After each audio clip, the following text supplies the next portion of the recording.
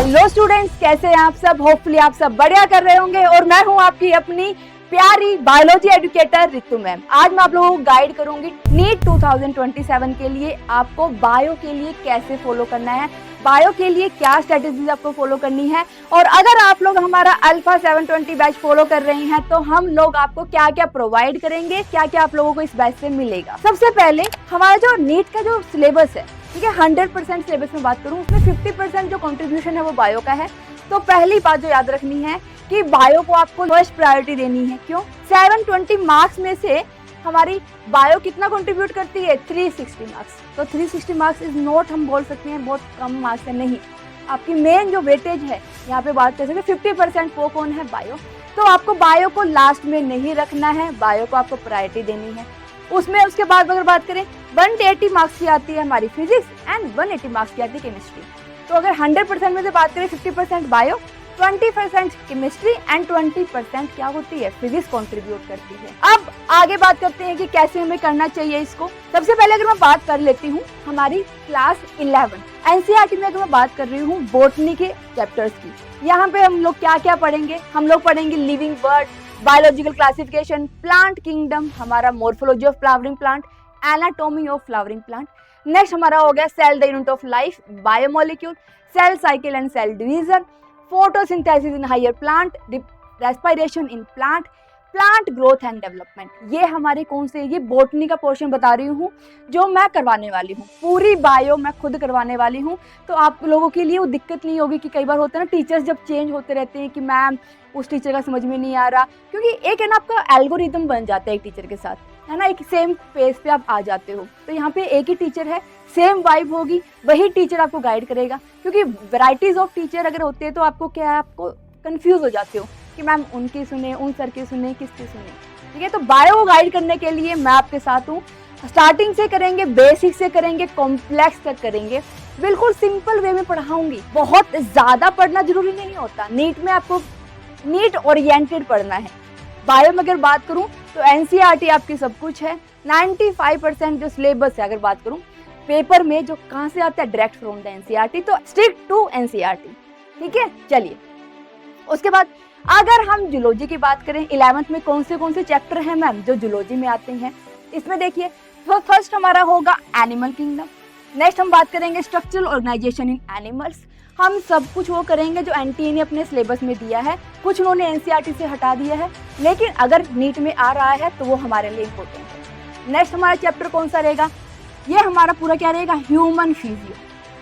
उसमें फर्स्ट होगा breathing and exchange of gases, then body fluid के बारे में पढ़ेंगे, then elimination of waste material, locomotion and movement. Next हमारा रहेगा न्यूरल कंट्रोल एंड कोऑर्डिनेशन, और last one is chemical coordination and integration. बहुत अच्छे से सबको करेंगे। ये हमारा सिलेबस था 11th का, बॉटनी एंड जूलॉजी। अब एक बार देख लेते हैं कि 12th में क्या क्या है। अगर 12th के पास जा रहे हैं बेटा, 12th में अगर बॉटनी की बात करें, बॉटनी में आपके चैप्टर आते हैं। First one is sexual reproduction in flowering plant, next one is principle of inheritance and radiation, molecular basis of inheritance, microbes in human welfare, biotechnology. ये पूरी आपकी बायोटेक्नोलॉजी यूनिट में आ जाती है। और बायोटेक्नोलॉजी यूनिट बायोटेक्नोलॉजी जो यूनिट है वो बहुत ज्यादा इंपॉर्टेंट है। Why ma'am? क्यों?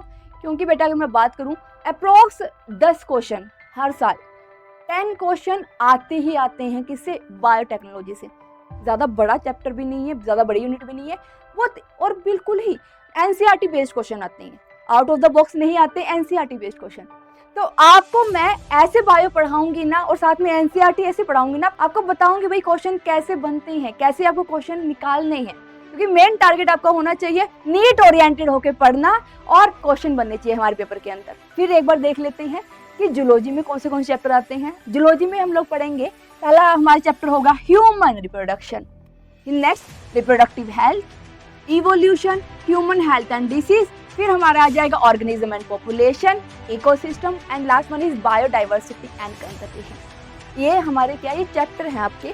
हम लोगों ने इसको सेपरेट कर दिया है, बॉटनी एंड जूलॉजी।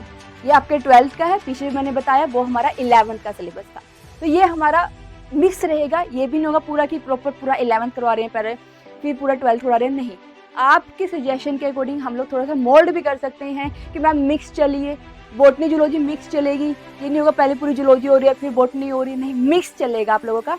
और इस तरह से पढ़ाएंगे ना, आपको ज़्यादा हैक्टिक फील नहीं होगा। मान लो एक अगर हमने हैवी टॉपिक लिया है तो नेक्स्ट वाला हमारा भी टॉपिक हो जाएगा, क्या हो जाएगा, लाइट, ताकि बैलेंस बना रहे। तो आपके माइंड का, आपके स्ट्रेस का, आप सब कुछ की फिक्र हम लोग करेंगे, हम लोग ध्यान रखेंगे, ठीक है। आपको टेंशन लेने की बिल्कुल रिक्वायरमेंट नहीं है। ये तो आपका मेन, आप बोल सकते हो कि एजुकेशन से लिटिल पार्ट हो गया। इसके अलावा जो आपकी बेसिक प्रॉब्लम्स होती हैं डे टू डे लाइफ में, या फिर मैम बैकलॉग हो गया वो कैसे क्लियर करें, कैसे मैम इम्प्रूव करें मार्क्स को, वो सब कुछ गाइडेंस हम लोग आपको प्रोवाइड करेंगे। फिर नेक्स्ट हमारा आ जाता है बेटा हाई वेटेज टॉपिक, कि कौन से टॉपिक है मैम जहाँ से ज्यादा क्वेश्चन पूछता है एनटीए। पहले देखिए जेनेटिक्स। जेनेटिक्स की अगर बात कर रहे हैं, principle of inheritance and molecular basis of inheritance, इसमें से काफी क्वेश्चन आते हैं। अराउंड में बात करूं कि दोनों चैप्टर से बात करूं तो अराउंड 10 क्वेश्चन यहाँ पे आ जाते हैं, तो इसकी अच्छी खासी वेटेज है। हम अगर बात करें अप्रोक्स 100% में, ठीक है, इन बायोलॉजी 18% जो क्वेश्चन है वो कहाँ से आते हैं, आपके जेनेटिक्स से। नेक्स्ट जो आपके चैप्टर्स हैं वो है आपका ecology, organism, population and ecosystem. यहाँ से भी बेटा आपका अराउंड 15% क्वेश्चंस आते हैं। नेक्स्ट आ जाता है ह्यूमन फिजियो। ह्यूमन फिजियो में से थोड़ा सा, वैसे एनसीईआरटी बेस्ड ही आता है, लेकिन थोड़ा सा आउट ऑफ एनसीईआरटी वो लोग चले जाते हैं। लेकिन आपको बिल्कुल भी घबराने की ज़रूरत नहीं है, क्योंकि जब तक अल्फा 720 आप लोगों के साथ है वो एंड तक आपका साथ देगा। जो बच्चे बहुत अच्छे हैं उनको भी गाइड किया जाएगा, जो बच्चे वीक हैं उनको भी गाइड किया जाएगा। उसके बाद ह्यूमन फिजियो अराउंड हम बात कर सकते हैं 12। एक आप आइडिया ले सकते हो कि हर एक चैप्टर से एक या दो क्वेश्चन की आप अराउंड एक वेटेज ले सकती हो कि इतने क्वेश्चन आते हैं। अगर हमारे पास यहाँ पे मैं बात करूँ 6 चैप्टर है, तो 6 में से अगर बात करें हम लोग अराउंड 12, ठीक है, 12 से 15 क्वेश्चन आ जाते हैं हमारे from the human physiology unit से। नेक्स्ट हमारा रिप्रोडक्शन आ गया, चाहे वो sexual reproduction in flowering plant हो, या ह्यूमन के बारे में बात कर रहे हैं, या रिप्रोडक्टिव हेल्थ के बारे में बात कर रहे हैं। यहाँ से अच्छे खासे क्वेश्चन आते हैं अराउंड 12। मतलब अगर बात करें 10 से 12 क्वेश्चन कहाँ से आ जाते हैं, इन 3 चैप्टर से। फिर हमारी आ जाती है सेल बायोलॉजी, और सेल बायोलॉजी और फिर प्लांट बायोलॉजी। प्लांट बायोलॉजी में आपके आ जाएगा photosynthesis in higher plant and respiration in plant. यहाँ से भी अराउंड 10% अगर बात कर सकती हैं कि मैम 8 से 10 क्वेश्चन यहाँ पे मिल जाते हैं। तो ये आपके वेटेज वाले चैप्टर बताए हैं जिनमें से ज़्यादा क्वेश्चन एनटीए पूछते हैं। रफली ये 55 से 60% सिलेबस यहाँ पे कवर हो जाता है। अराउंड हम बात करें अगर यहाँ पे कितने क्वेश्चन आते हैं, 180 क्वेश्चन आते हैं। 180 में से हम बात कर सकते हैं 100 क्वेश्चन जो है वो इन चैप्टर से आ जाते हैं, जो चैप्टर हमने यहाँ पे लिखे। नेक्स्ट हम लोग बात करने वाले हैं इंपॉर्टेंट टॉपिक्स। मैम आप हमें बता दो कौन से इंपॉर्टेंट टॉपिक है, किन पे हमें ज़्यादा फोकस करना है, कौन से वो टॉपिक है जहाँ से एनटीए हर साल भर के क्वेश्चन उठाता है। अगर उसको हम लोग डिस्कस करें तो देखिए बेटा, पहला अगर मैं बात करूँ जेनेटिक एंड इवोल्यूशन की, जेनेटिक एंड इवोल्यूशन में कुछ टॉपिक है जहाँ से एनटीए हर बार क्वेश्चन देता है। नीट में आपके क्वेश्चन आते हैं। पहला अगर हम बात करें मेंडल के लॉ, डाई हाइब्रिड क्रॉस हो गया, पेडिग्री एनालिसिस हो गया, वहां से हर बार आपको क्वेश्चन देखने को मिलेगा। अगर उसके बाद बात करें सेक्स डिटर्मिनेशन, लिंकेज, रिकॉम्बिनेशन, ये कुछ ऐसे टॉपिक है ना जो एनटीए के फेवरेट है, जहां से एनटीए हर बार क्वेश्चन करता है। DNA replication, transcription and translation, lac operon, genetic code, human genome project, आपने देखा होगा मैम यहाँ से हर बार क्वेश्चन आते हैं। बिल्कुल, हार्डी-वेनबर्ग प्रिंसिपल, स्पेशिएशन, एविडेंस, यहाँ से भी क्वेश्चन आते हैं। कुछ मैंने बताया है जेनेटिक एंड इवोल्यूशन से वो टॉपिक जहाँ से एनटीए क्वेश्चन पूछता है, ये मोस्ट इंपोर्टेंट टॉपिक है। नेक्स्ट अगर हम लोग बात कर रहे हैं ecology and environment, ecology and environment में बेटा कुछ टॉपिक है like population growth curve and interaction, ecological pyramids, energy flow, food chain, nutrient cycle, biodiversity pattern, conservation, ex situ और in situ, and pollution and waste management, जो basic आपके NCERT में दिए हुए हैं, वहाँ से एनटीए डायरेक्ट क्वेश्चन आपको देते हैं। नेक्स्ट अगर फिजियोलॉजी एंड रिप्रोडक्शन चैप्टर्स की बात करें तो उनमें अपना रेस्पिरेटरी सिस्टम, हमारी जो कैपेसिटी होती है, ठीक है, या फिर बोल सकते हैं जो मैम इन्होंने वॉल्यूम्स दी हुई है, हमारी रेस्पिरेटरी जो वॉल्यूम है, रेस्पिरेटरी कैपेसिटी, वहाँ से हर बार क्वेश्चन देता है एनटीए। वो कुछ ऐसे चुनिंदा टॉपिक है ना जहाँ से वो क्वेश्चन पूछेगा ही, और उन टॉपिक को हम इतने अच्छे से करेंगे ना तो आपका जो क्वेश्चन वहाँ पे आया होगा ना बनेगा ही बनेगा। Next is cardiac cycle, ECG, excretory unit. अगर हम इसकी बात करें बेटा, यहाँ पे तुमने ईसीजी दिख रहा होगा। ईसीजी एक ऐसा टॉपिक है जहाँ से एनटीए हर बार क्वेश्चन देते हैं। 1-2 साल छोड़ दो, अगर प्रीवियस तुम 10 सालों के क्वेश्चन को सोल्व करोगे ना, उसमें से 8 साल वहाँ पे वो 8 बार रिपीट हुआ है, 8 टाइम्स रिपीट हुआ है ये क्वेश्चन, और वही 5 पॉइंट और 5 पॉइंटों से वो बार बार क्वेश्चन रिपीट करता है। तो बहुत इंपॉर्टेंट पॉइंट है। उसके बाद नेफ्रॉन्स में अगर हम मेनली बात करें, वहाँ पे कैसे यूरिन बनता है, वन, या फिर काउंटर करंट मैकेनिज्म, मेनली ये वाला जो पार्ट है जहाँ से एनटीए हर बार क्वेश्चन देता है। और बहुत इंपॉर्टेंट टॉपिक जो आपको याद करने हैं, ह्यूमन फिजियो में जितने भी आपकी डिसीज हैं और डिसऑर्डर है, उनको बहुत अच्छे से कर लेना है, क्योंकि एक क्वेश्चन वहाँ पे कंफर्म रहता है, मिक्स करके क्वेश्चन दे देते हैं, match the column type question दे देते हैं, तो आपको बहुत अच्छे से करना है। ठीक है, नेक्स्ट बात करते हैं in human reproduction, gametogenesis, gamete कैसे बनते हैं, मेंस्ट्रुअल साइकिल, वहाँ से हार्मोन से रिलेटेड क्वेश्चन पूछ देते हैं, कर्व दे देते हैं, पूछ लेंगे कौन सा हार्मोन है, एलएच को कौन रिप्रेजेंट कर रहा है, एफएसएस को कौन रिप्रेजेंट कर रहा है, एस्ट्रोजन, प्रोजेस्टेरोन, वैसे क्वेश्चन देते हैं। फर्टिलाइजेशन, तो उसके बाद प्लांट्स के अंदर डबल फर्टिलाइजेशन से क्वेश्चन आता है, पोलिनेशन से, एंड कैसे एम्ब्रियो डेवलपमेंट होता है। ये कुछ मैंने आपको बताए हैं इंपॉर्टेंट टॉपिक्स, ये तो आपको ओवरव्यू दिया है, क्लास में आपको इनको समझाया भी जाएगा, सबको करवाया भी जाएगा, और आपको अच्छे से मार्क भी करवाया जाएगा। हर एक चैप्टर में कौन से टॉपिक है जो एनटीए के बहुत ही फेवरेट है और जहां से एनटीए हर बार आपको क्वेश्चन देता है। तो इसलिए बोल रही हूँ कि यहाँ पे आपको 360 डेवलपमेंट मिलेगी। 360 डिग्री का मतलब क्या है बेटा, यहाँ पे हमने 720 क्यों रखा है, 720 क्योंकि 720 मार्क्स से पेपर आता है, अल्फा 720। लेकिन यहाँ पे आपकी जो ग्रोथ होगी, आपकी डेवलपमेंट होगी, वो कितनी होगी, वो होगी आपकी 360 डेवलपमेंट। इसमें आपको पूरा बेसिक से पढ़ाया जाएगा, हाई लेवल तक पढ़ाया जाएगा, आपके कॉन्सेप्ट क्लियर किए जाएंगे, साथ में आपको गाइड किया जाएगा कि भाई कैसे आपको इम्प्रूव करना है अपना फिजिक्स, अपना बायो, अपनी केमिस्ट्री। बायो में आपको बताया जाएगा भाई एनसीईआरटी को कैसे पढ़ना है, एनसीईआरटी को लाइन टू लाइन पढ़ाया जाएगा, हर एक चैप्टर में भर भर के क्वेश्चन प्रैक्टिस करवाए जाएंगे, उसके साथ साथ आपको मॉक टेस्ट लगवाए जाएंगे, और आपको इतनी प्रैक्टिस एंड गाइडेंस आज के टाइम पे जो चाहिए होती है बच्चों को, क्या होती है, वो होती है पर्सनल गाइडेंस, वो आपको यहाँ पे प्रोवाइड की जाएगी, जो बहुत ही ज़्यादा ज़रूरी होती है। क्योंकि मुझे पता है बेटा, क्योंकि मैं भी एक टाइम पे क्या रही थी, नीट एस्पिरेंट रही थी, तो मेनली यहाँ पे क्या होता है, लैक ऑफ गाइडेंस। तो यहाँ पे आपको बिल्कुल भी लैक ऑफ गाइडेंस नहीं मिलेगी, आपको भर भर के गाइडेंस दी जाएगी, कैसे आपको आगे बढ़ना है, अगर कोई बच्चा लैक कर रहा है तो उसको कैसे इम्प्रूव करना है, किसी बच्चे को कोई सब्जेक्ट वीक है उसको कैसे इम्प्रूव करना है, तो हर तरह की गाइडेंस यहाँ पे आपको मिलेगी, पूरी मेंटोरशिप आपको मिलेगी। अच्छे अच्छे आप आईआईटी के जो बच्चे हैं वो लोग आपको गाइड करेंगे। अब तुम देखो इतनी अच्छी मेंटोरशिप, उसके साथ साथ हम टीचर्स हैं आपको गाइड करने के लिए, आपको बताने के लिए, तो बहुत ही ज़्यादा बहुत अच्छे फीचर्स के साथ इस बैच को हम लोग लेके आ रहे हैं आप लोगों के लिए। मैं श्योरिटी के साथ बोल सकती हूँ, अगर आप बहुत ही अच्छी तरह से इसको फॉलो करोगे तो आपके मार्क्स बिल्कुल इम्प्रूव होंगे, बहुत अच्छे मार्क्स के साथ आप मेडिकल कॉलेज में जाओगे।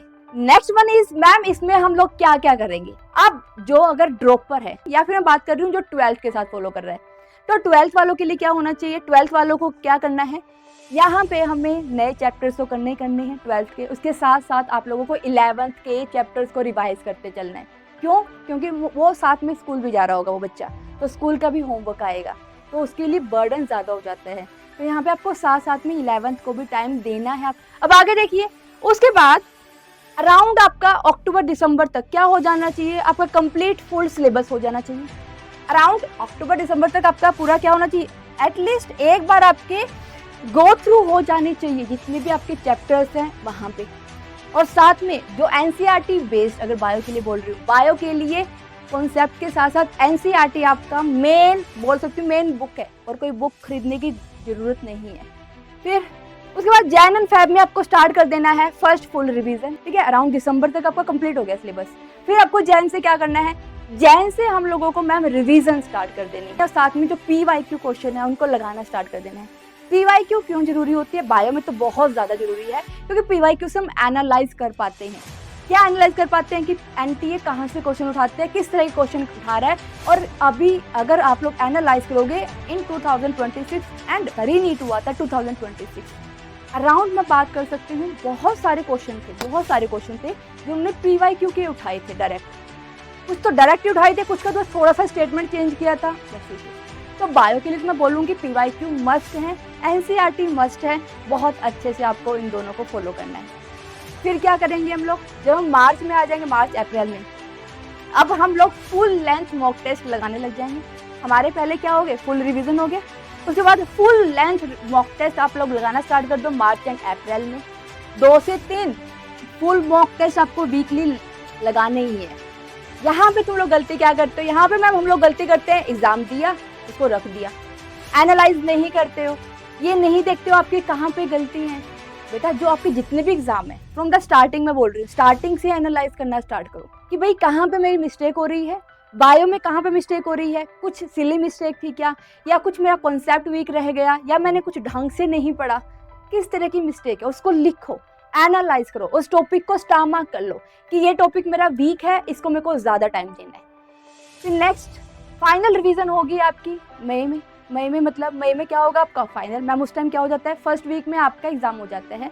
तो इस टाइम पे आपको क्या करना है बेटा, जो आपके शॉर्ट नोट्स आपने बनाए हुए हैं हमेशा याद रखना, हमेशा बायो में पूरा आपका चैप्टर हो गया, उसमें से पता है कि कौन से टॉपिक इंपॉर्टेंट है, कौन से पॉइंट इंपॉर्टेंट है, उनका आप एक पेज पे क्या कर लो, एनालाइज कर लो, उनको मार्क कर लो।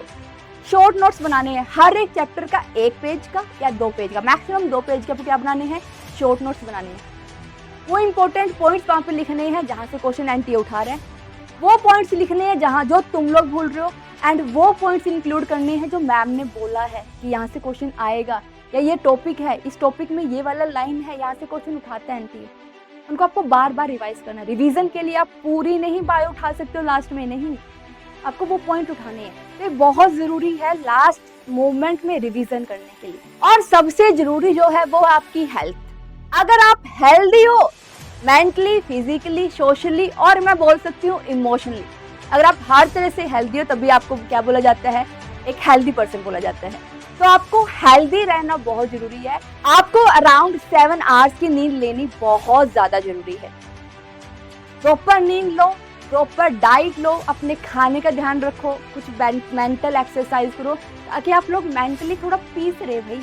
जब मेंटली अगर आपकी शांति होगी ना, मेंटली आप हेल्दी होंगे, तभी तो आप लोग अपना 100% दे पाओगे ना पढ़ाई में।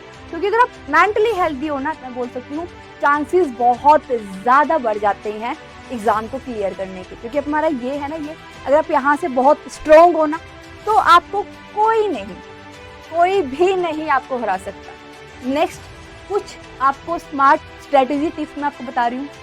पहले अगर मैं NCERT की बात कर रही हैं, NCERT में आपको क्या करना है, NCERT लाइन्स को बहुत ही ढंग से पढ़ना है, 2-3 बार पढ़ना है। एक NCERT लाइन को जो पढ़ रहे हो ना, रुक जाओ और वहां पे फिर सोचो ये लाइन आपको क्या बोलना चाह रही है। NCERT को बहुत अपने आप से अटैच फील करो। बायो एक ऐसा सब्जेक्ट है ना बेटा जिसको आप अपने आप से रिलेट कर सकते हो।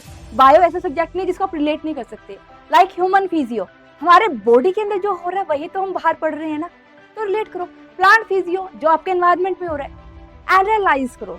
तो बायो के अंदर बहुत इमोशंस है और मैं आपको पढ़ाऊंगी ना, बहुत ही इमोशंस के साथ पढ़ाऊंगी कि आप रिलेट कर पाओगे अपने आप को बायो से, ठीक है। और जब आपने बायो को अपनी लाइफ से रिलेट कर लिया है तो बायो आपके लिए बहुत ही इजी हो जाएगी। फिर नेक्स्ट डेली बायोलॉजी, कभी भी बायोलॉजी आपको स्किप नहीं करनी है। ये नहीं करना है कि आज फिजिक्स का बहुत ज़्यादा सिलेबस हो गया, केमिस्ट्री का हो गया, नहीं। बायो को आधा घंटा दो, पौना घंटा दो, कितना ही दो, बायो को डेली आपको टाइम देना है।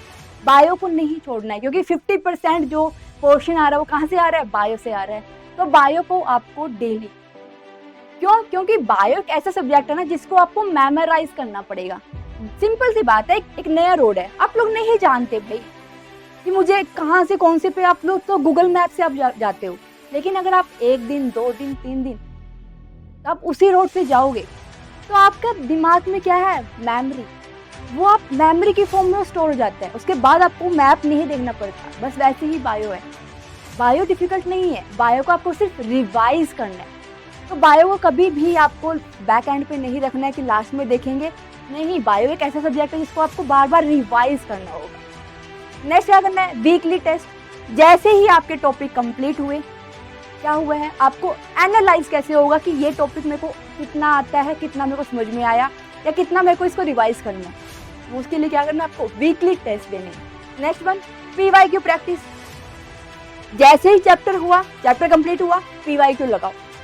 पीवाईक्यू में देखो कि भाई इस चैप्टर से आपके किस तरह के क्वेश्चन आए हैं, इसमें से कौन सा टॉपिक है जहाँ से पीवाईक्यू में बार बार क्वेश्चन रिपीट हो रहे हैं। पीवाईक्यू से आप एनालाइज, बहुत अच्छे से एनालाइज कर पाओगे कि आपको कितना समझ आया, कितनी आपको और पढ़ने की जरूरत है, और इनमें से कौन सा इस चैप्टर का कौन सा टॉपिक है जहाँ से क्वेश्चन पूछे जा रहे हैं। बात कर लो उसको। तभी अगर मान लो पीवाईक्यू कोई क्वेश्चन नहीं सोल्व हो रहा, उस टॉपिक को लिखो कि ये टॉपिक मेरा अभी वीक है, इसको मेरे को रिवाइज करना है दोबारा से। Next one is short notes, जो मैंने आपको बताया। एक चैप्टर कंप्लीट हुआ, चैप्टर कंप्लीट होते ही उसके शॉर्ट नोट्स बनाओ, की पॉइंट्स लिखो, वो इंपॉर्टेंट टॉपिक्स लिखो, या इंपॉर्टेंट मैं बोल सकती हूँ हाइलाइट्स आप लोग लिखो जो मैम ने बताई है, जो एनसीईआरटी में दी हुई है, जो आपको बाद में रिवीजन में हेल्प करेगी। Last point, health first. Ma'am हमारे पास बहुत सारी रिस्पॉन्सिबिलिटीज है, घर वालों की एक्सपेक्टेशंस है, फैमिली वालों की एक्सपेक्टेशंस है, रिश्तेदारों की एक्सपेक्टेशंस है, आप लोगों की एक्सपेक्टेशंस है, लेकिन बेटा सबसे पहले आपकी रिस्पॉन्सिबिलिटी क्या है, अपनी हेल्थ। औरों की रिस्पॉन्सिबिलिटी कैसे उठाओगे अगर अपनी हेल्थ को ही आप अच्छा नहीं रख पा रहे? तो फर्स्ट आपकी प्रायोरिटी होनी चाहिए आप हेल्थ, अपनी हेल्थ का ध्यान रखो। आपकी हेल्थ अच्छी रहेगी, आप मेंटली अच्छे रहोगे, बहुत फ्रेश फील करोगे, तो अपने आप ही आपका 50% जो प्रॉब्लम की सॉल्यूशन होती है ना, वहीं पे हो जाती है। आपके अंदर इतनी पावर है ना बेटा, आपके दिमाग के अंदर इतनी पावर है। आइंस्टाइन देखो भाई, आप लोगों ने भी तो 1% भी यूज नहीं किया अपने दिमाग को। इतना पावर है ना हमारे अंदर कि बहुत कुछ कर सकते हैं। बस एक वो होता है जो बाउंड्री बनाई हुई है हम लोगों ने कि नहीं हमसे नहीं होगा, वो आपको हटानी पड़ेगी। तो इसको बहुत स्ट्रॉन्ग बनाना पड़ेगा, और इसको स्ट्रॉन्ग बनाने के लिए आपको प्रॉपर नींद, प्रॉपर डाइट और आपकी जो ग्रुप सर्कल है उसको बहुत ही अच्छा रखना पड़ेगा। मैं एक बात बताती हूँ आप लोगों को आज, एक सिंपल फंडा है। आप जैसा सोचते हो ना, आप पॉजिटिव सोच रहे हो तो आपके साथ पॉजिटिव होगा, आप नेगेटिव सोचते हो तो आपके साथ नेगेटिव होता है। ये होता है, ये यूनिवर्स का लॉ है। अगर आप पॉजिटिव लोगों के साथ बैठ रहे हो तो आपकी लाइफ में ऑटोमेटिकली पॉजिटिव चीजें होती रहेंगी।